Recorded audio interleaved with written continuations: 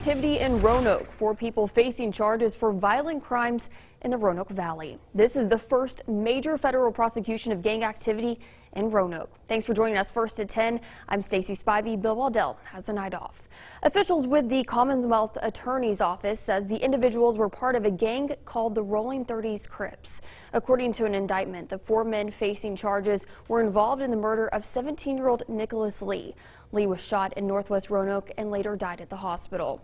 It has now been more than a year since his death, and our Ford Carson joins us now live in the newsroom. And Ford, what does this indictment mean to those close to him? Stacey, friends of Nick's tell me that it's like getting a consolation prize. It's certainly better than nothing, but it's well short of actually having Nick back.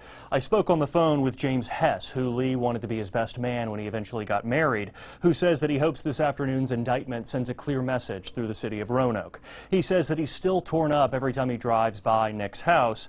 That he wears Nick's shoes to work every day, and that he will never be at peace with the situation itself.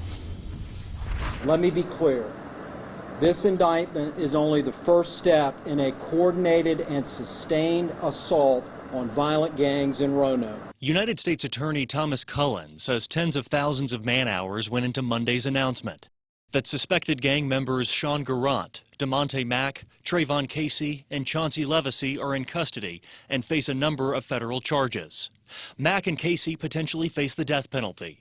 Levacy and Garant potentially face life imprisonment. These federal racketeering charges are the most serious possible under federal law. Among those charges include the murder of 17-year-old Nicholas Lee last June, just after graduating from Patrick Henry High School, and Markel Gertie, who was shot and killed while driving a car in February. For the first time in his career, Cullen says he saw his small community face a national threat.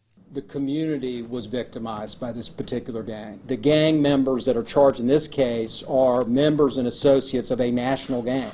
We didn't see that 10 years ago or 15 years ago.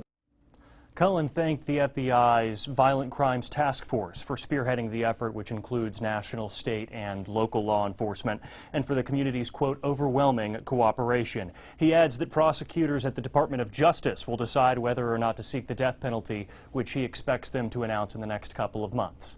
Live and local for WFXR News, I'm Ford Carson. Thank you, Ford. And Cullen did not say how big of a dent today's indictment will make on violence in Roanoke, but says that all 4 men are serious players in the gang. In Henry County, we show you never before seen photos tonight from the Short family murder.